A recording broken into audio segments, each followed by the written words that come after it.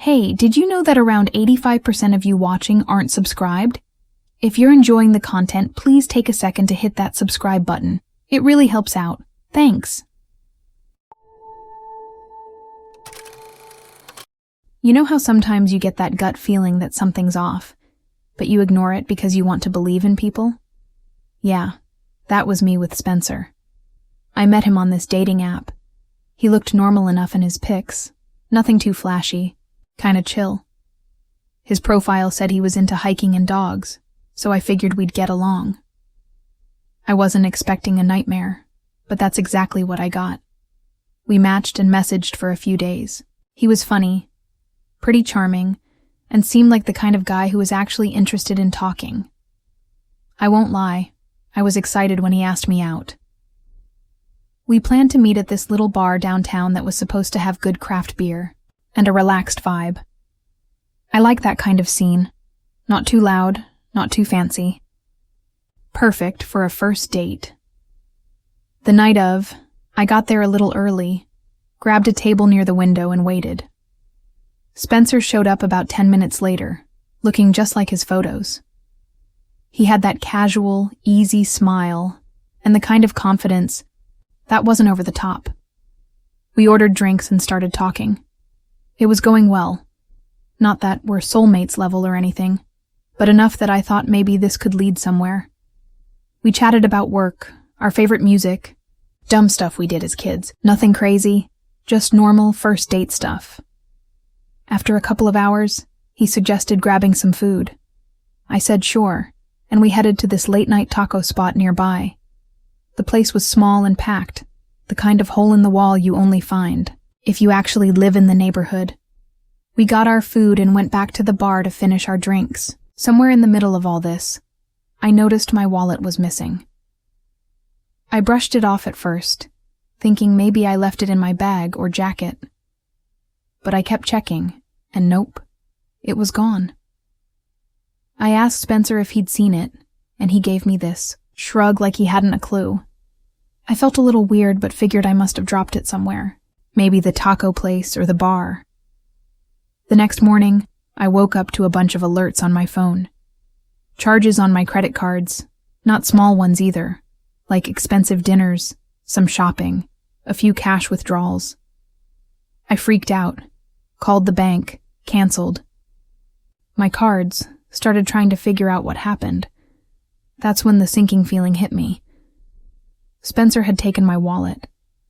I went over everything from the night before, replaying it like a bad movie in my head. I remembered him being close when we sat at the bar, how he kept leaning over to grab stuff or reach into his pockets. The wallet must have slipped out then. I couldn't believe I'd been so careless. But what made it worse was that I had trusted him. I had trusted a total stranger. I tried messaging him, but the texts just went unread. I called. No answer. Then his profile vanished from the app. It was like he'd disappeared into thin air. The bank helped me trace some of the purchases, and they all happened within an hour of our date. One was a fancy bottle of whiskey, another was some clothes from a high-end store, and a few were weird little things like phone accessories and electronics.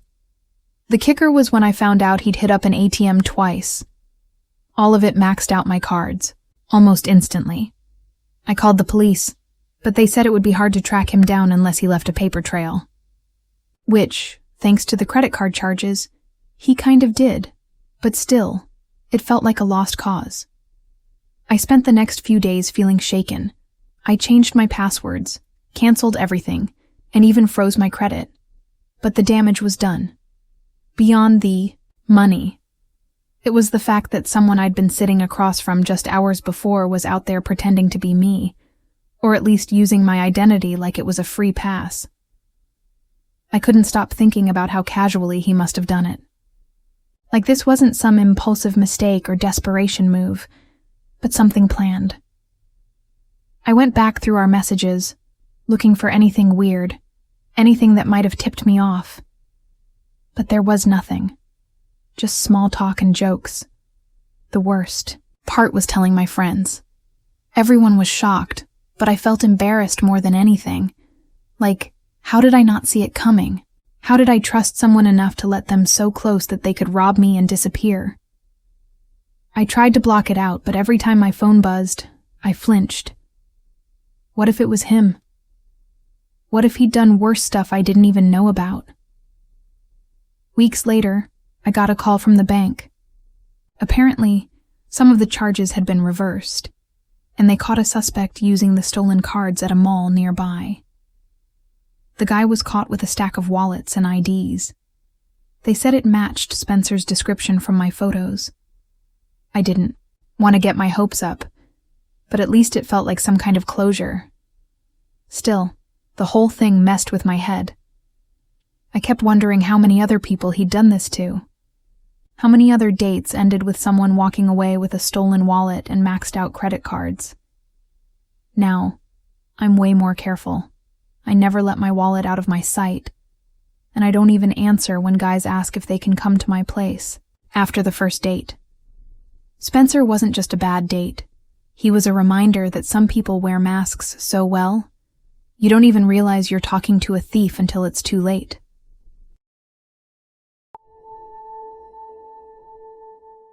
You ever have one of those dates that starts off fine, and you're thinking maybe it's gonna be chill, maybe even kind of fun, and then somewhere along the line it just spirals?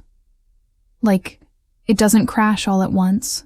It slowly unravels until you're just standing there thinking, how the hell did I end up in this situation? That was me, at a football game, with Chloe. I matched with her on Bumble on a random Tuesday night. I wasn't even looking for anything serious, just tired, scrolling while heating up leftover pasta. She seemed cool. Cute photos, nothing overfiltered. Her profile said she was into football, loud food spots, and calling people out, which should have maybe warned me a little. But I thought it was one of those fake bold bios people put just to stand out. Like, okay, Chloe, you're quirky, whatever. She messaged first. Told me I had resting sarcastic face based on my pics. I laughed.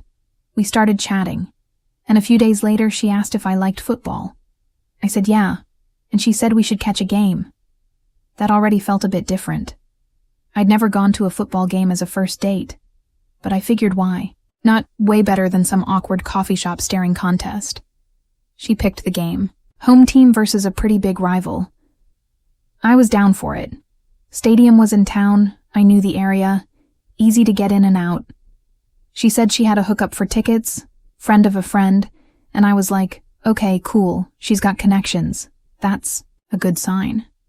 I didn't even care about where the seats were. I just liked the idea of doing something that wasn't the usual date routine.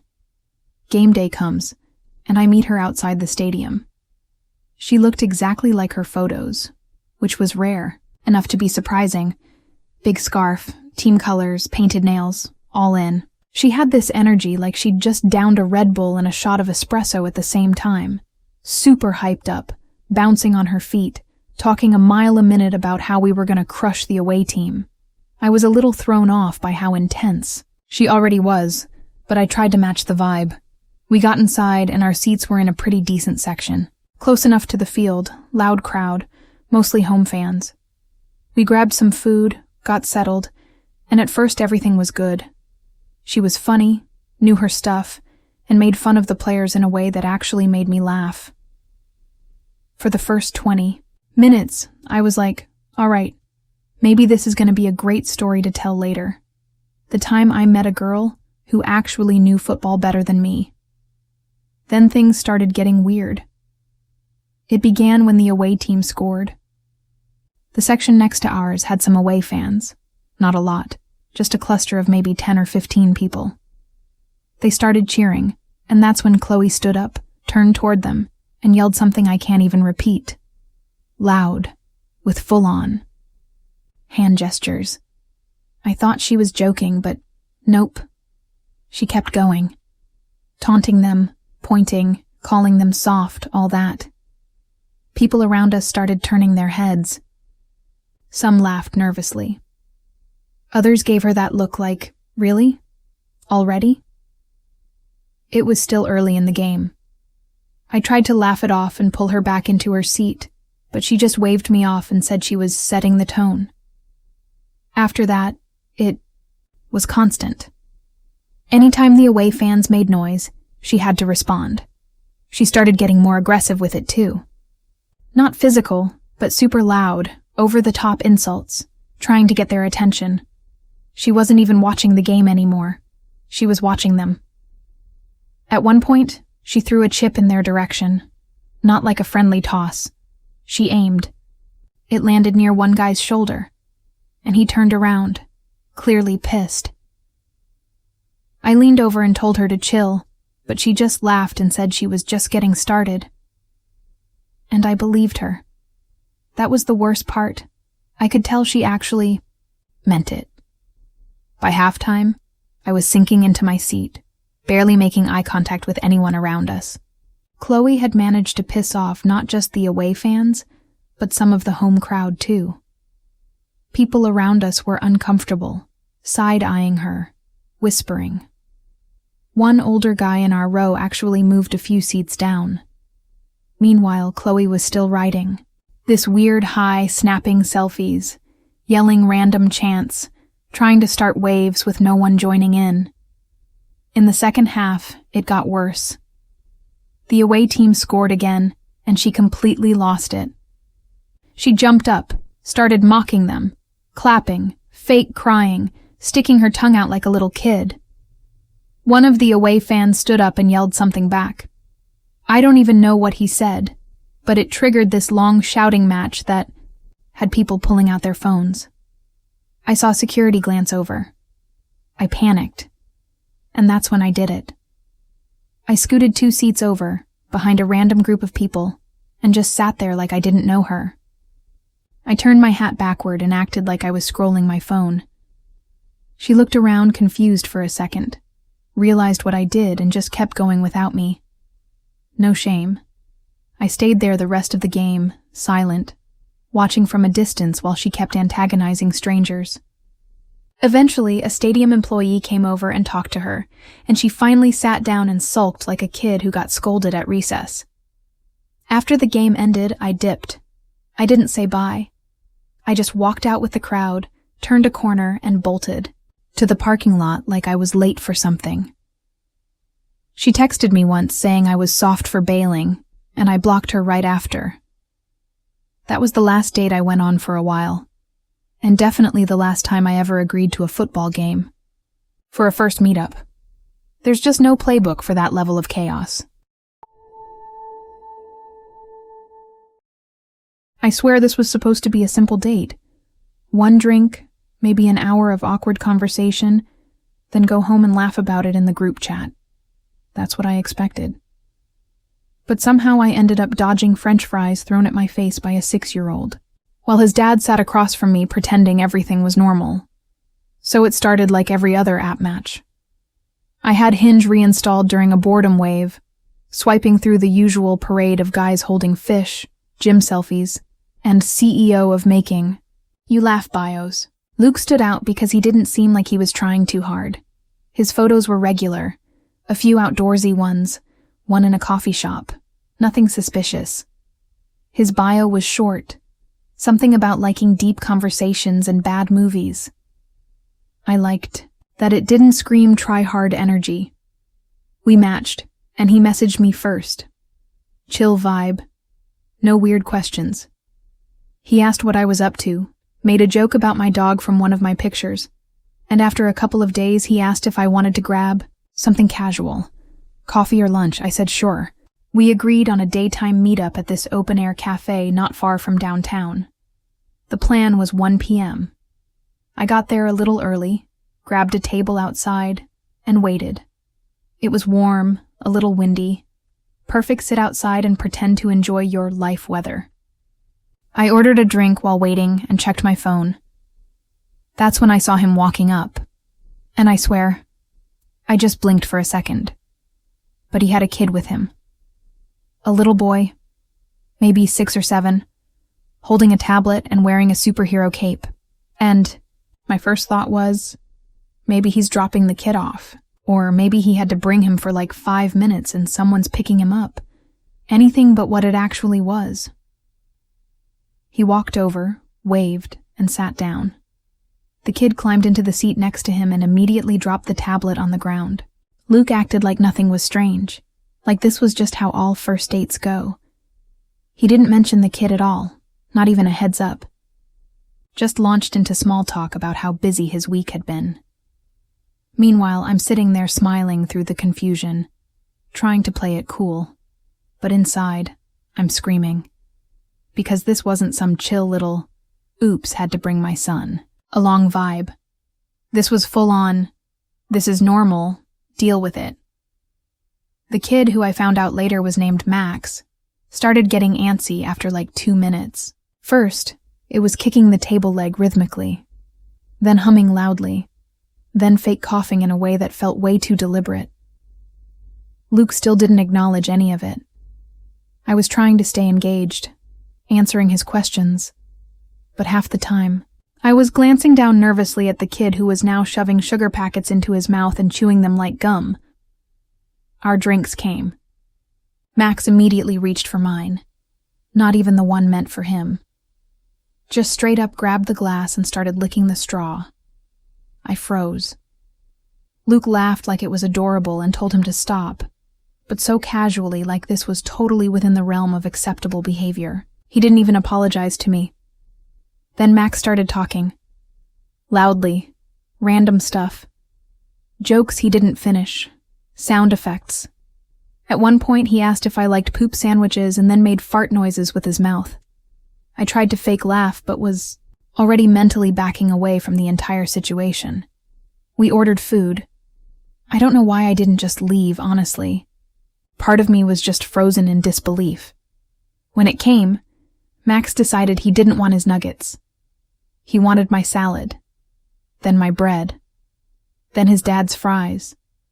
Then he started throwing the nuggets one by one onto the ground and watching them fall, like he was conducting an experiment. Luke just kept talking about his job. He worked in something technical. I don't even remember. I wasn't listening. I was watching Max dip a piece of bread in ketchup and then launch it across the table. It landed on my lap. I stared at it for a second, waiting for Luke to react. Nothing. Just a chuckle and a little shrug. Like this was some parenting moment I was supposed to find endearing. Then Max got bored. Full meltdown mode. He started yelling that he wanted to go to the arcade across the street. Luke told him no. Max screamed louder. He stood up on the seat. I could feel people at other tables turning to look. Then, without warning, he picked up his juice box and squeezed it as hard as he could. Juice exploded out like a mini fire hose. It hit the table, Luke's shirt, and yes, my face. I froze. Just sat there with sticky apple juice dripping down my chin, my shirt damp and smelling like toddler sugar. I looked at Luke. He finally looked uncomfortable, said something like, "He's just tired," and gave this helpless half smile like I should be sympathetic or whatever. I grabbed a napkin and wiped my face. That was it. I stood up. I told him I had to go, and he barely reacted. Just said he'd text me later. As I walked away, Max threw one of his leftover nuggets at the back of my legs. It bounced off and hit the ground like some kind of sad ending to a worse cartoon episode. He never texted, and I obviously didn't reach out. I still think about how casual he was about the whole thing. No warning, no apology, no awareness that maybe, just maybe, springing a surprise kid on a first date without asking is not how people normally do this. I haven't opened Hinge since, and I definitely haven't had a nugget since either.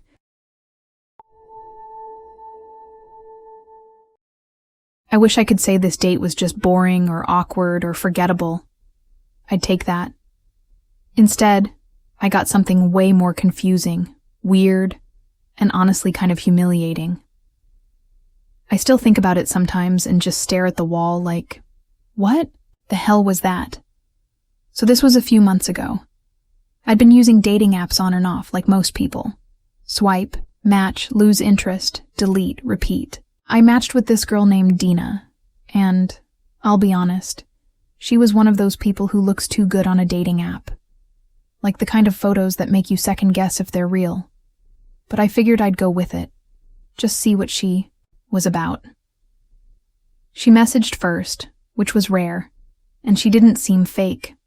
A little cocky, maybe, but kind of funny too. We messaged back and forth for a few days. She didn't like small talk and kept saying how she was so bored of coffee dates and wanted to do something different. Eventually, she suggested a walk. Just a walk. Nothing crazy, no drinks, no plans after. She said it helped her get to know people without the pressure of sitting face to face. I figured that was fair. We picked this popular walking path near the edge of the city. It cuts through a park, winds around a lake, and there's usually a lot of people out jogging or walking dogs. I got there first and waited by this bench near the entrance. She showed up 5 minutes later looking exactly like her photos, which kind of threw me. Usually there's some difference, but no. She looked like she stepped right off her profile. That should have been a red flag, honestly. We started walking, and at first it was fine. The conversation was a little stiff, but that's normal. She talked fast and jumped between topics without warning. Like 1 minute it was about her job, and then suddenly it was about how she doesn't trust avocados. I tried to keep up. She didn't ask much about me, but I figured maybe she was nervous or just one of those people who fills silence by talking. About 10 minutes in, we passed a guy jogging in the opposite direction who suddenly stopped and called out her name. She smiled, went over, and gave him this full-body hug, like they hadn't seen each other in years. I stood there awkwardly, watching them laugh and talk for a solid 2 minutes. She introduced me by name but didn't say I was a date or anything. The guy didn't even look at me. After a bit, we kept walking. She didn't explain who he was or why the hug looked like something out of a rom-com. I let it go. Stuff happens. People run into people. But then it happened again, and again, and again. I am not kidding. In the span of maybe 30 minutes, she ran into 4 different guys. Not acquaintances. Not casual, hey, how are yous. I mean full-blown flirty greetings. Long hugs, inside jokes, hair flipping, arm touching. It was wild. Each one of them had a different vibe, too. One was dressed like a personal trainer. One looked like a tech bro. One had an acoustic guitar strapped to his back like he was in a movie or something. Every time she saw one of them, her whole mood changed. She'd light up, laugh louder, play, with her necklace. All while I just stood there like a background character. She didn't even glance at me during these little reunions. It was like I had vanished. And none of them seemed confused by me either. Not one of them asked who I was or what I was doing there. Which was the weirdest part. Like, maybe they were used to it. Like this wasn't the first time they'd seen her with some random guy. By the time the 4th guy came along, I was already over it.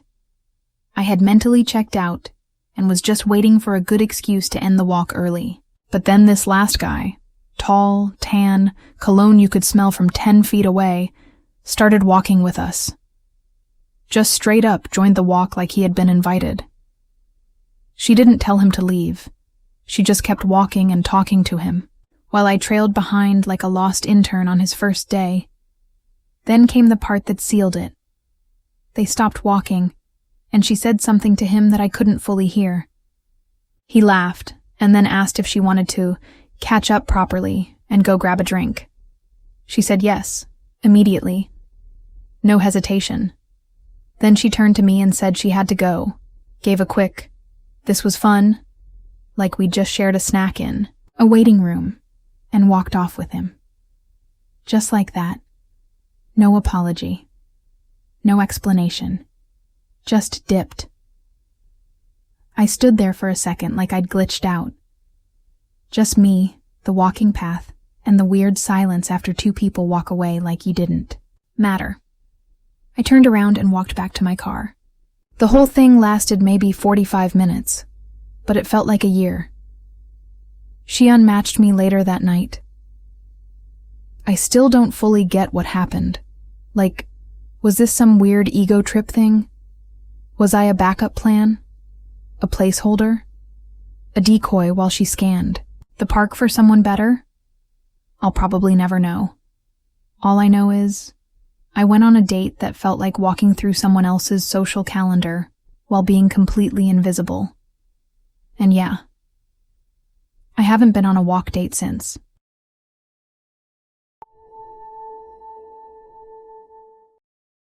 When I matched with Nick, I wasn't even trying that hard. I had gone on a few boring dates the month before and wasn't really in the mood to try again. But I guess I got tired of scrolling Instagram and wanted someone to talk to who wasn't posting gym selfies or screenshots of their Spotify Wrapped. Nick wasn't like that.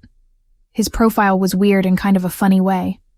One of his pictures was just him holding a squash and looking proud about it, and his bio said he made a killer spaghetti. I swiped right just because I was curious what that even meant. We started chatting, and honestly, he was pretty funny. Kind of awkward, but in that dry humor, slightly self-deprecating way. He said he liked cooking more than going out and preferred small dinners over big scenes, whatever that meant. I was bored and he seemed harmless, so when he invited me over for dinner a few days later, I said yes. I know. Going to a stranger's house for dinner is kind of dumb, but he didn't give me creepy vibes. He sent me an address in this quiet neighborhood that looked super normal on maps. I even Googled him before I went and didn't find anything weird. Just a locked Instagram and a boring-looking LinkedIn. The house he sent me looked cute on. Street view, like a one-story place with big windows and a tiny garden out front. When I got there, something already felt a little off. I pulled up, and the lights were on. But the house just looked too perfect. Like one of those staged houses you see on Zillow. I told myself I was overthinking, and walked up to the door. He opened it before I even knocked, which caught me off guard. Like he was just standing there waiting. Inside, it was super clean. Not just tidy, I mean hotel room clean. Every surface looked untouched. The walls were bare, and there were no personal things anywhere. No photos, no random jackets on chairs, no keys or phone chargers laying around. The living room had furniture, but it all looked brand new, like it had never been used. I noticed the plastic on the lamp cord was still wrapped at the base. He told me to sit down while he finished up dinner. I tried to make small talk while looking around, pretending not to be low-key suspicious. The kitchen was spotless, but there were no magnets or notes or anything on the fridge. I peeked into the hallway and saw 3 closed doors, each one looking identical and blank. No signs of anyone actually living here. I was trying to convince myself maybe he just moved in or was a minimalist or something, but then I noticed the dining table was only half set. 2 plates, 2 glasses, but just 1 fork. He laughed it off when I pointed it out and said he must have forgotten. But then he walked into the kitchen, opened a drawer, and just stood there for like a full minute staring at the utensils like he didn't know which one to grab. That's when I started texting my friend under the table. I sent her my location and told her to call me in 20 minutes just in case. I wasn't panicking yet, but something wasn't right. I kept looking around the room trying to find anything, literally anything, that showed someone lived here. We sat down to eat. The food looked okay, like pasta with some kind of red sauce, but it was weirdly cold, like it had been sitting out for too long. He said he'd just finished cooking, but it was obvious he didn't. Then I noticed he kept checking his phone screen every couple of minutes, but not typing. Just checking. Almost like he was waiting on something or someone. I asked about his job, and he gave a super vague answer and changed the subject to random stuff like how some people eat spaghetti wrong. I was barely listening at that point. A little while later, I excused myself to go to the bathroom. I walked down the hall and opened the first door. It was completely empty. Like, No bed, no shelves, no nothing. Just carpet and white walls. The second door led to another empty room. I didn't even open the third one. My heart was pounding by then. This wasn't his house. It couldn't be. Nobody lives like this. I started piecing it together in my head while washing my hands. The house was way too clean, way too staged, and way too empty. I came back out and asked him how long he'd lived here. He paused, then said a few months. I knew he was lying. My phone buzzed, my friend calling. I picked up and pretended she was having a crisis, did the whole, "Oh no, are you okay?" thing, and told Nick I had to go help her. He looked kind of annoyed, but didn't argue. Just walked me to the door and stood there while I left. Didn't say bye. Didn't even smile. I got in my car and drove around the block, parked behind some bushes, and looked up the address online. The house was listed as for sale. Still on the market. The photos in the listing matched the rooms I'd just been in. Same couch, same dining table. Even the same plate set. I called the number on the listing pretending to be a buyer. The agent said the house was completely empty and had been locked up for weeks, except for when they brought people in to show it. I reported it. Gave them the guy's name and everything. I have no idea how he got in, or how long he'd been using it like that. I blocked his number and deleted the app the same night. I still think about it sometimes. How he just stood there waiting for me at the door. How he tried to serve cold pasta in a stranger's kitchen like it was no big deal. How calmly he lied, like he'd done it before. And yeah, that was the last time I said yes to dinner at someone's place.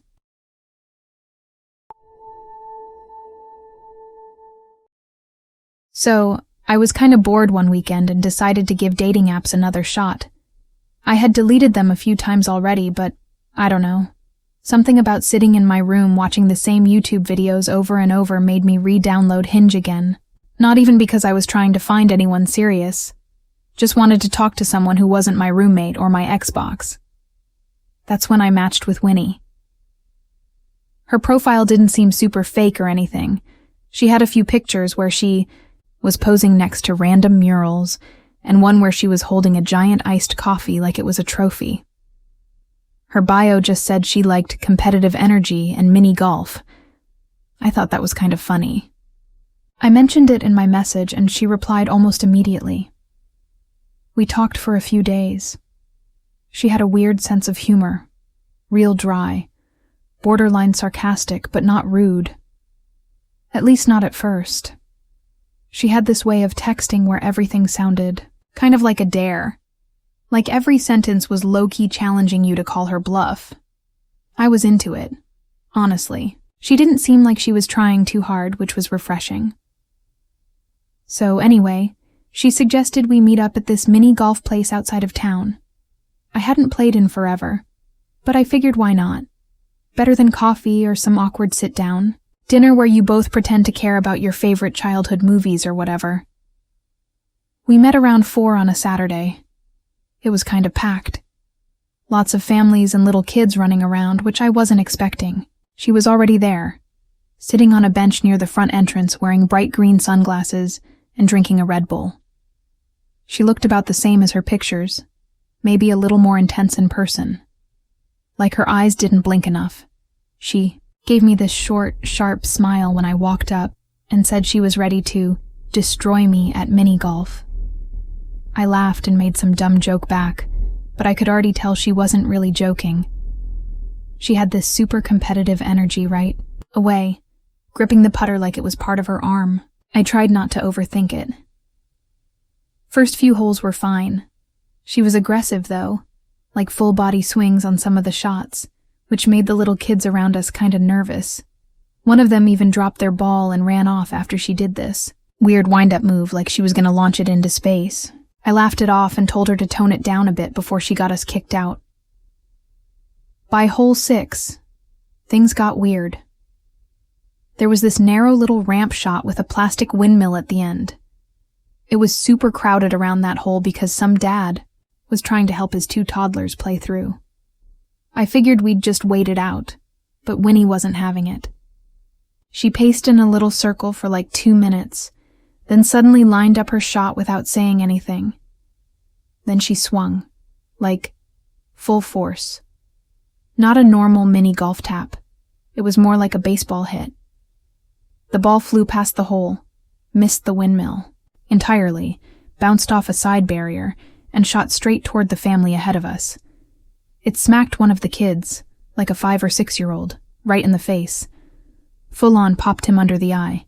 The kid immediately started screaming, dropped his putter and fell down. The dad turned around and looked at us like we were monsters. My stomach dropped.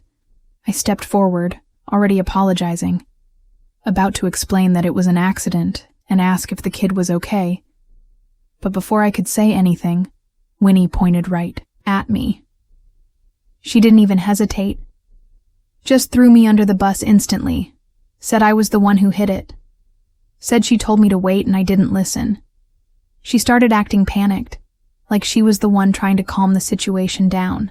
She even walked over to the parents and started telling them I was goofing off and being careless. I just stood there, frozen. Like, what do you even do in that moment? Argue in front of a crying child and a furious dad who looks like he's 1 second away from throwing hands? The mom was yelling too, telling someone to call the manager or security. I tried to speak, but Winnie kept talking over me, acting like she was so embarrassed to be on a date with someone who would do that. It was like watching someone lie so smoothly that they almost believed it themselves. The family dragged the kid off to the front desk, and a staff guy with a walkie-talkie came over to talk to us.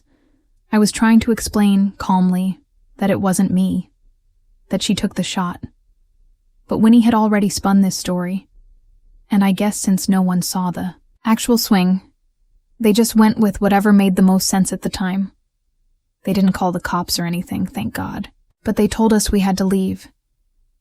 I apologized again, even though I didn't do anything and just started walking to the parking lot. Winnie followed me, totally unbothered, sipping from her drink like nothing happened. I asked her what that was. Back there, why she blamed me. She just laughed, didn't even try to explain. Said something about chaotic energy and how it keeps life interesting. I didn't respond. I just told her I had to go and walk to my car. She texted me 2 hours later saying we made a good team. I blocked her immediately, and that was it. No crazy wrap-up, no dramatic ending.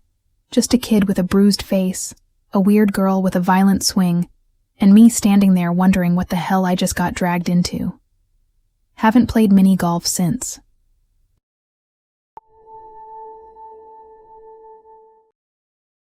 I honestly wasn't even trying to go on a date that week.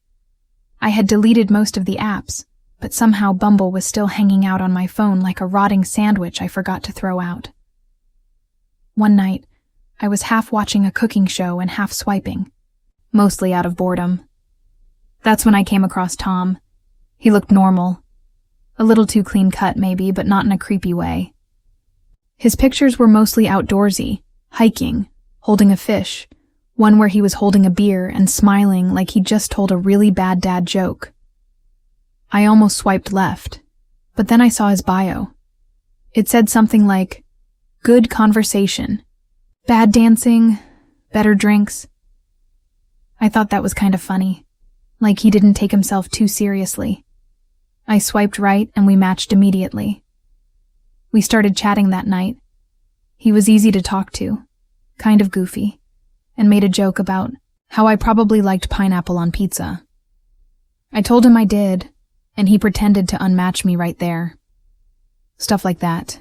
He didn't ask anything weird, didn't send any red flag messages, just kept things light, mostly talking about drinks and music.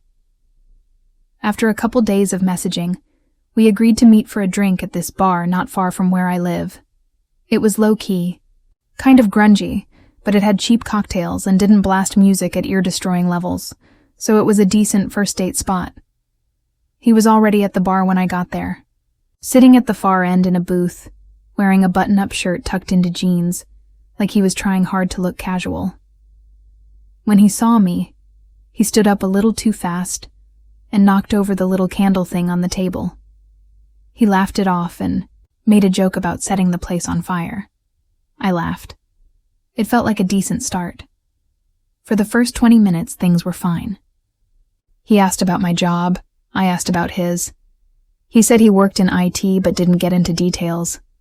Mostly he talked about random stuff, movies he liked, weird snacks he tried recently, how his neighbor's cat keeps sneaking into his apartment.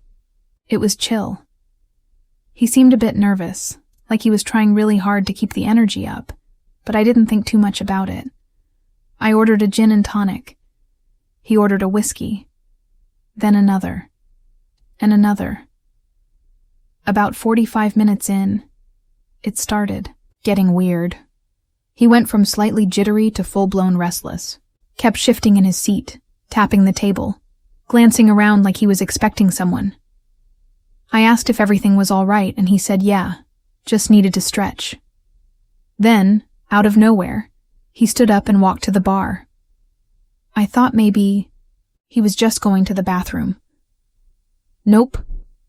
He came back with 2 shots of tequila and a smile that was way too wide for how early in the night it still was. I tried to politely decline, but he handed it to me anyway and downed his own like it was water.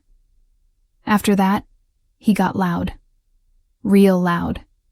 Started talking to the people in the next booth like we were all old friends. They weren't into it. I tried to steer him back to our conversation, but he started rambling about how music today is all noise and how nobody respects real instruments anymore. He wasn't making sense, and I was starting to feel secondhand embarrassment. And then he stood up, like fully stood up on the seat of the booth and announced, loudly, that he was feeling the rhythm now. I laughed nervously, thinking, maybe this was just a weird bit, but then he kicked off his shoes. I asked him to sit down. He didn't even look at me. Instead, he reached for the buttons on his shirt. The guy literally started undressing in the middle of the bar. At first, I thought maybe he was joking. Maybe he had another shirt underneath or something. But no. He took the whole shirt off. Then he unbuckled his jeans. That's when I stood up. I was done. I told one of the bartenders he needed to step in, and the bartender just nodded like this wasn't the first time tonight was going off the rails. Tom was now barefoot, shirtless, and twirling his shirt above, his head like he was in some kind of low-budget male review. People were staring. One girl pulled out her phone and started recording. He stepped down from the booth and started dancing. Not even in a fun, silly way. It was like he was in his own world, swinging his arms, stumbling into tables, bumping into chairs, sweat pouring down his face. At some point, his jeans hit the floor. He was fully in his underwear. And I mean tighty-whities. 2 bouncers came over, grabbed him by the arms, and dragged him toward the door. He tried to do some kind of interpretive dance move as they pulled him out. Once they got him, outside, I figured it was over. Then I saw the flashing lights. Apparently, someone had already called the cops. A cruiser was parked right outside. They threw him in cuffs right there on the sidewalk. He was yelling something about freedom of expression and how society fears raw art. I didn't stick around to hear the rest. I just slipped out the side exit and walked 2 blocks to a different bar, ordered another drink, and sat there staring at the wall, trying to process whatever the hell just happened. I got a text from him the next morning that just said, "Sorry if that got weird, lol. I blocked the number. That was 2 months ago. I've been off the app since. I still go to that same bar sometimes, and the bartenders remember me. They call him Rhythm Guy now. They said they banned him for life. I still can't figure out what flipped the switch that night. Was he drunk before I got there? Was that just him? Unfiltered? I don't know. All I know is I saw a grown man strip down and try to body roll his way into an arrest. And that's something I really didn't need to witness on a random Thursday night, and yeah, I never got my gin and tonic.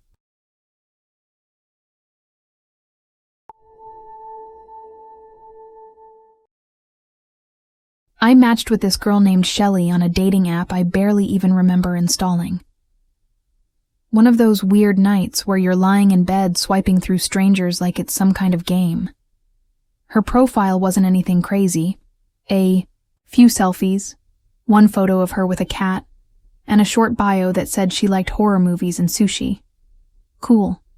She didn't look like an influencer or one of those over-filtered types. Just normal.